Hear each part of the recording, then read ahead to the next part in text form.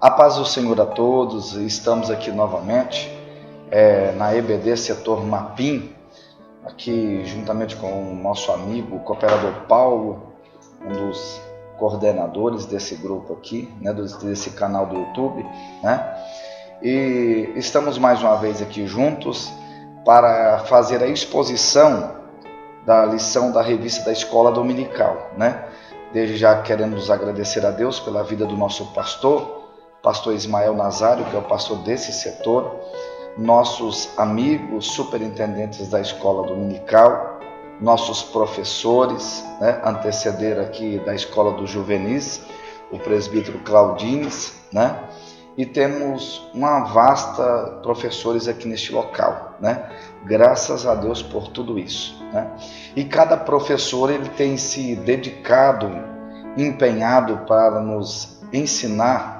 para que nós possamos aprender mais sobre a revista da Escola Dominical, Eu quero compartilhar com vocês a respeito da lição 9, que ela vai ser ministrada no dia 26 de agosto de 2018, E você gostando dessa coordenação, de tudo que está sendo transmitido, dá um link aí embaixo, E acessa conosco, ajude nós a divulgar esse trabalho, que é tudo para a honra e glória do nome de Jesus, Nós vamos falar aqui sobre a lição 9, a respeito do tema Jesus, o holocausto perfeito.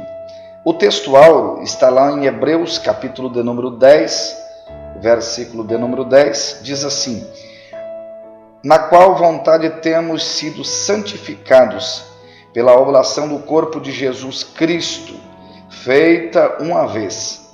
A verdade prática diz que os holocaustos da antiga aliança eram transitórios e imperfeitos, mas o sacrifício de Jesus Cristo é perfeito e eterno, porque ele morreu e ressuscitou eficazmente por toda a humanidade, A nossa leitura bíblica em classe está registrada no livro de Levítico, no capítulo de número 1, versículo 1 até o versículo de número 9. Nós todos sabemos que este próprio livro de Levítico está inserido em um dos livros da Torá. Torá é os 5 primeiros livros do Pentateuco Sagrado, Que a gente vai ver Gênesis, Êxodo, Levítico, Números e Deuteronômio. Nós sabemos que Moisés é escolhido por Deus para escrever esse grande livro, e nós podemos observar que o próprio livro de Levítico é um livro que compõe regras, definições, ele contém siglas, enigmas, e a gente vai observar que toda organização, toda conjunção dentro daquele lugar, tanto na peregrinação do deserto, quanto na terra de Midian, podemos observar que tudo que foi feito e oferecido, ele tinha uma regra, ele tinha um ritual.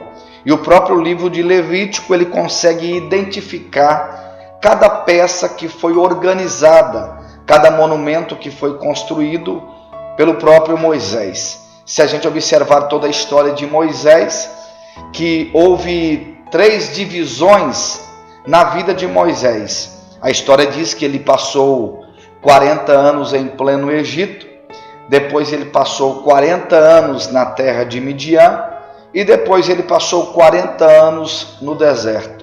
Então houve 3 tempos na vida de Moisés. Foi um homem que aprendeu, foi um homem que ensinou o povo, foi um grande líder.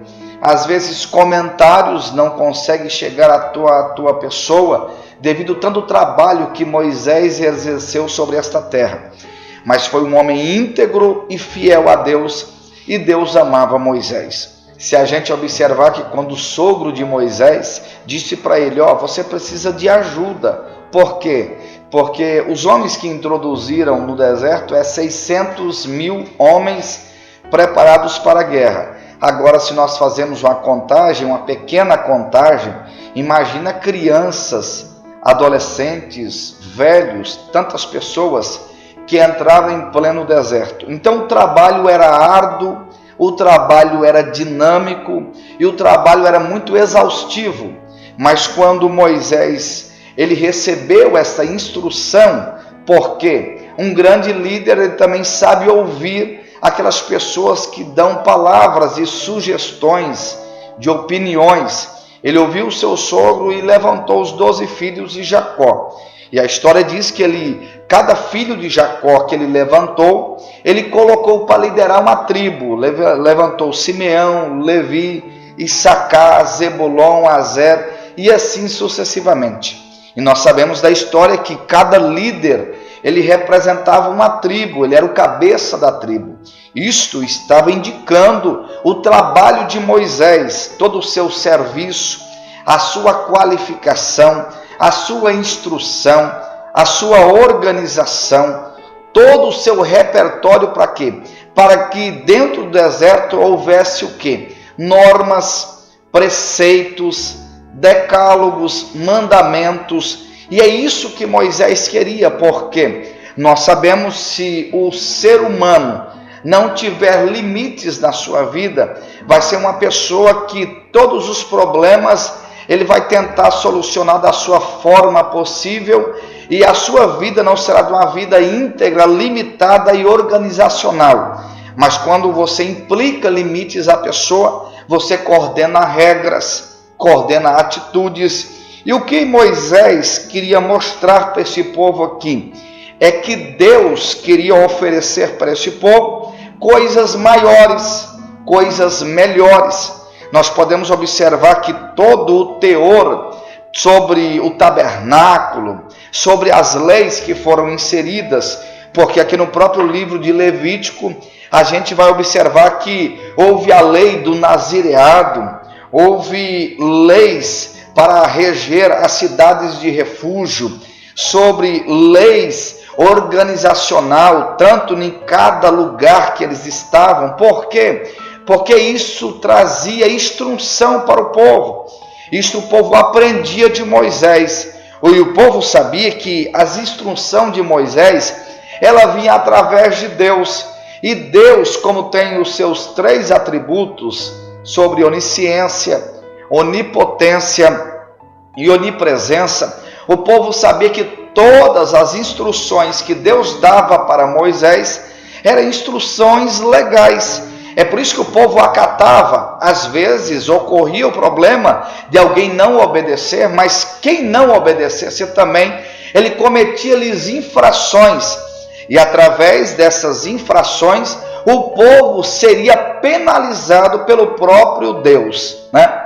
Mas voltando aqui à história sobre esse tema, a verdade prática, ela começa a definir para nós a visão, uma visão ampla, dinâmica, sobre toda essa temática. Jesus, o holocausto perfeito. Por que perfeito? Porque Jesus, em todas as suas qualificações, ele era perfeito. O que é isso, irmão Davi? É que não tinha imperfeição na sua obra. E a própria verdade prática começa a revelar que todos os holocaustos que foram levantados na antiga aliança, e a gente pode observar que esses holocaustos aqui não foi levantado primeiramente na peregrinação de Israel no deserto, também não, e nem no Monte Sinai, também não. Mas a história diz que o primeiro holocausto que foi oferecido foi no tempo de Adão, foi no princípio de todas as coisas. Nós podemos observar que há uma inúmera focalização desta palavra holocausto. O que é o holocausto, na verdade, no seu teor? Holocausto significa holo, que significa subir. O que vai subir? Nós podemos observar que diante do sinédrio, o sinédrio era um lugar que ele recebia as ofertas para entregar até o sacerdote. E a história diz que o próprio sacerdote recebia aquela oferta, mas antes de o sacerdote colocar na mão a sua oferta, a história diz que eles averiguavam o animal que iria aceitar. Por quê? Primeiramente, ele pegava as suas reses, o seu rebanho, os seus novilhos, os seus cordeiros e trazia. Aí todo aquele animal, a história diz que deveria ser oriundo do sexo masculino, macho. não podia ser fêmea, tem que ser macho. Então, quando isso acontecia, eles olhavam cada animal e eles observavam se aquele animal tivesse algum defeito ou aparentasse algum defeito, ele era retirado, não poderia aceitar, porque o sacerdote só oferecia aquele animal se ele fosse perfeito, porque era um sacrifício perante Deus. Houve várias ofertas, e o próprio sacerdote, quando trazia aquele animal, ele recebia aquele animal perfeito, porque passou pelo povo, pelos homens que trabalhavam no sinédrio, eles verificavam cada detalhe e entregavam ao sacerdote. O sacerdote colocava diante do altar, aspergia o sangue perante o altar, e a Bíblia fala que eles consumiam, que é isso, colocava fogo sobre o altar. E Deus recebia aquele sacrifício. Havia o sacrifício do perdão dos pecados do povo. Por quê? Porque o sacerdote, ele era um mediador entre Deus e entre o homem. Então ele trazia aquela oferta perante o altar e ele sacrificava. Existia também a oferta de manjares, que também representava a oferta de alimentos, que aquele povo trazia perante Deus. E Deus recebia. Tinha tantas ofertas, tantos holocaustos que era oferecido. A própria história diz que houve holocausto na história que o povo ia para a guerra. Eles ofereciam primeiramente o holocausto, o sacrifício, que era considerado a festa das trombetas. O povo oferecia aquele ato ali perante Deus, preparando-se para a guerra, preparando-se para a batalha. E a Bíblia fala que Deus aceitava, Deus recebia o sacrifício do povo, porque o povo estava tentando chegar mais próximo de Deus. Através de um sacrifício, o povo se aproximava mais de Deus. Através do sacrifício, Deus perdoava o pecado do povo, Deus recebia a oferta do povo, Deus recebia o clamor do povo. Porque teve um tempo dentro da história que no próprio livro de Gênesis, no capítulo 9 e no versículo 9, o próprio Deus resolve fazer uma aliança com todos os seres viventes da terra. Se a gente observar o versículo do capítulo 9, verso 9, vai dizer bem assim: agora eu, Senhor, estabeleço a minha aliança para convosco e com a vossa descendência depois de vós. A palavra aliança, ela tem vários significados. Ela significa acordo, ela significa contrato, concessão soberana, e a palavra aliança significa conserto. Então, o que Deus queria fazer com o povo? Deus queria que o povo chegasse mais próximo de Deus. Deus queria atrair o povo mais próximo dele. Para quê? Para que o povo pudesse adorar a Ele com perfeição, com gratidão, com alegria, não por méritos daquilo que Ele trazia para o povo, mas daquilo que Ele era sob o povo. Porque às vezes tem adoradores na igreja que adora pelo que Deus dá. Não, isso é uma adoração totalmente ao contrário. Nós adoramos a Deus porque Ele é, porque Ele pode, porque Ele tem um domínio de todas as coisas. E nós podemos observar aqui que quando o povo oferecia este holocausto, Deus recebia como incenso suave perante as suas narinas. Você pode me dizer, mas irmão Davi, houve também uma apresentação de um holocausto lá no Coliseu de Roma. Nós sabemos que nesse tempo o imperador Nero era aquele imperador daquele local, e ele era contra os cristãos, porque os cristãos tinham uma só fé, um só Deus, um só mediador. E a história diz que ele levantou-se naquele império para tentar destruir os cristãos. Mas a história diz que quando ele colocava aqueles cristãos no Coliseu de Roma, a história diz que leões que ficavam em prisões sobre aquele lugar, podemos ver a história que eles viviam ali, e a história diz que eles se alimentavam daquele povo que estava ali. a gente observa que o próprio imperador Nero, né, ele ia contra os cristãos dentro do Coliseu de Roma.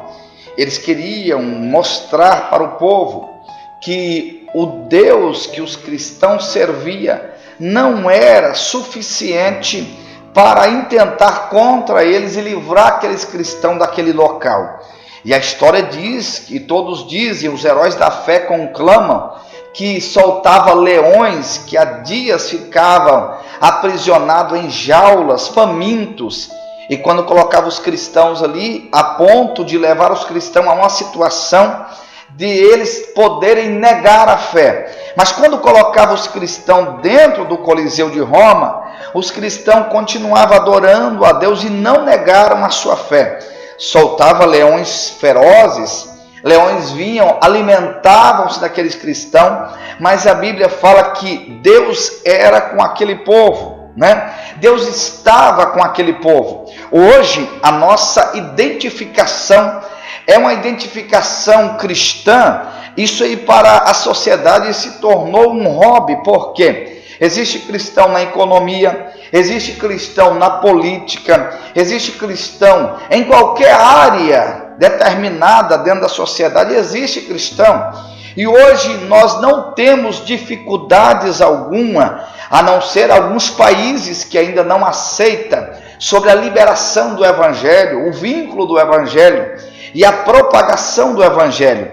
Mas nós podemos ver que hoje nós vivemos no tempo da graça. O povo tem essa disponibilidade de nos ouvir, de aceitar a palavra da graça, de aceitar a palavra da fé, a palavra de ressurreição, a palavra do sacrifício vivo.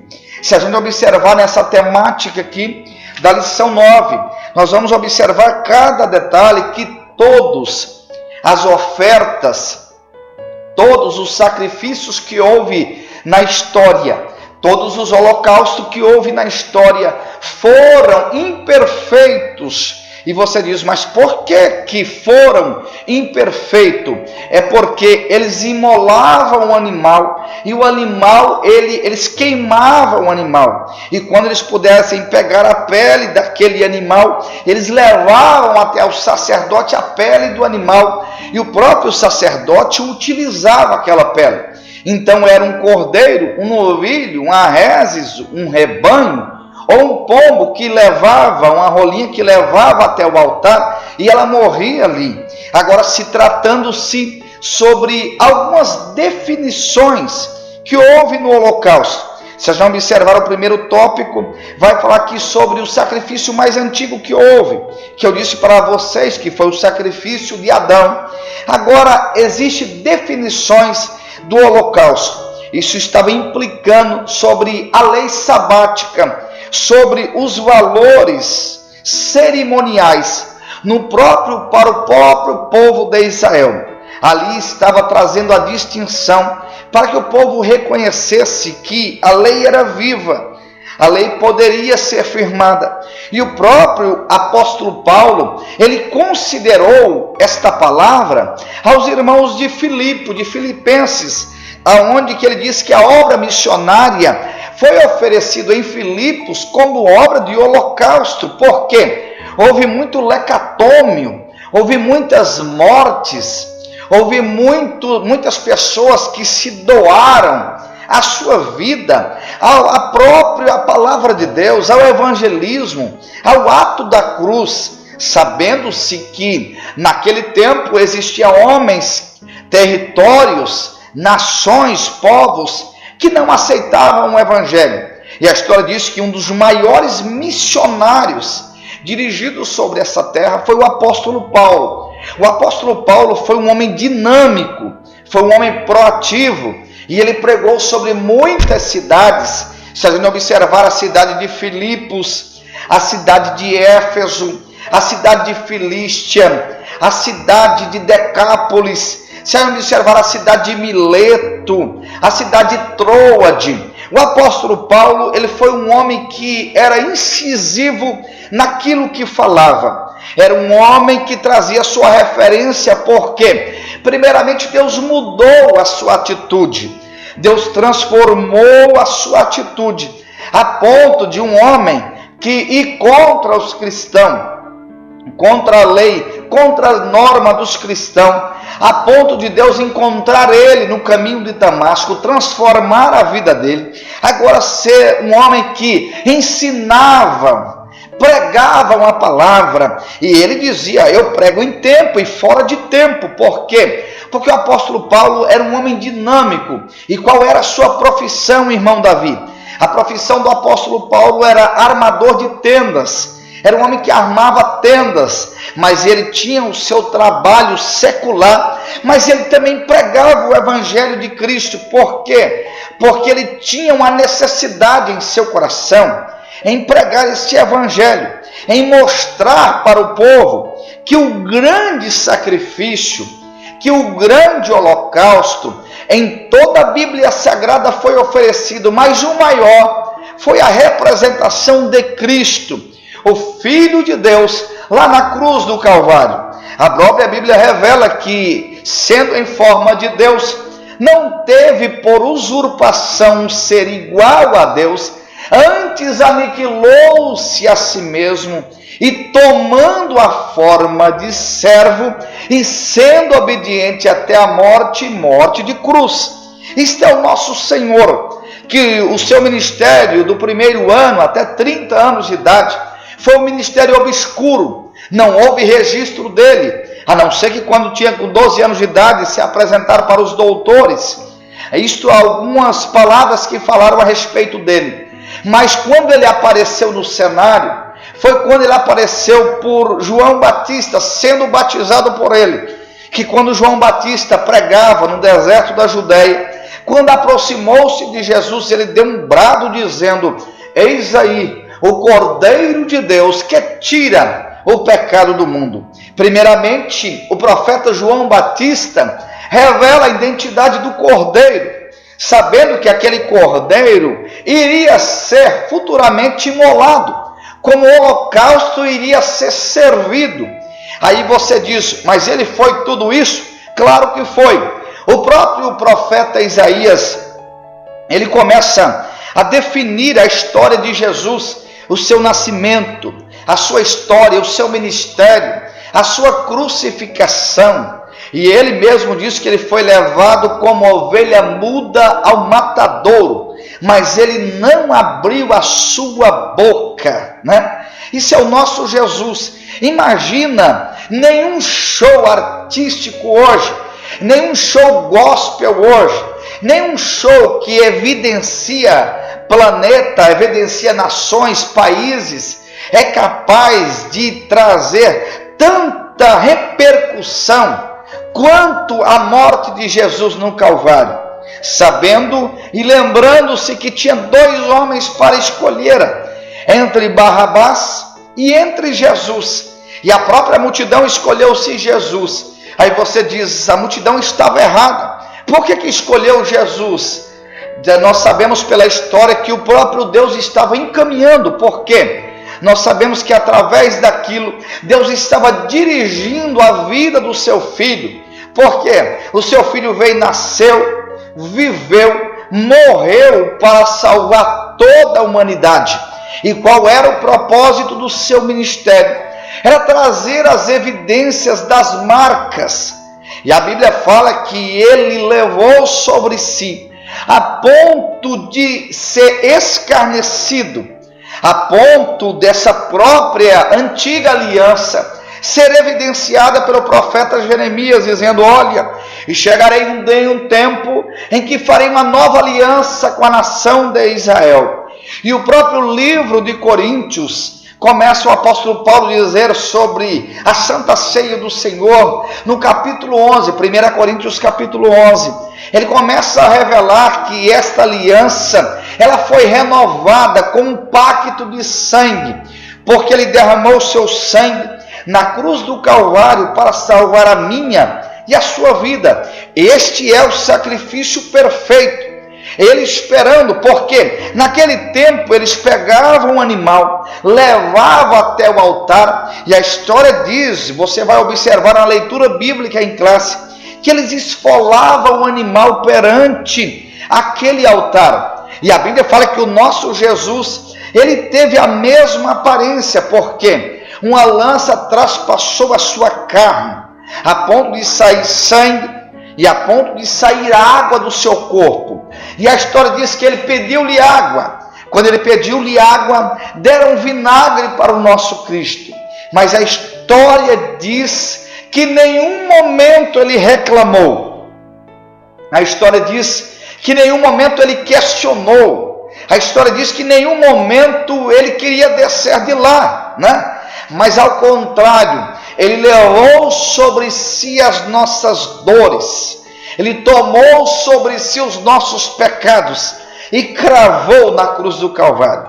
É por isso que toda a ampla, dinâmica e progressiva conhecimento por este fato dá-nos a entender que nós recebemos dele uma nova oportunidade, uma nova escolha, uma nova chance de poder chegar mais diante de Deus com a nossa vida perante ele, pedindo perdão dos nossos pecados. E sabemos que ele perdoa. O próprio Jesus começa a revelar dizendo: se andarmos na luz, como ele na luz está, temos comunhão uns com os outros, e o sangue de Jesus Cristo, seu Filho, nos purifica de todo pecado. O que é isso? Nós estamos no tempo da graça, porque houve 7 dispensações na história, e a dispensação da graça é o que nós vivemos hoje.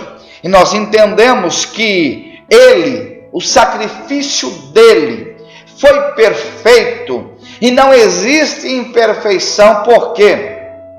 Porque ele morreu, mas ele ressuscitou ao 3º dia, mostrando ao povo que as suas palavras, mostrando ao povo que o seu ministério não só ficaria naquele sepulcro, mas no 3º dia a sua palavra iria se cumprir. E a sua palavra é fiel, a sua palavra é verdadeira, a sua palavra é tudo sobre nós.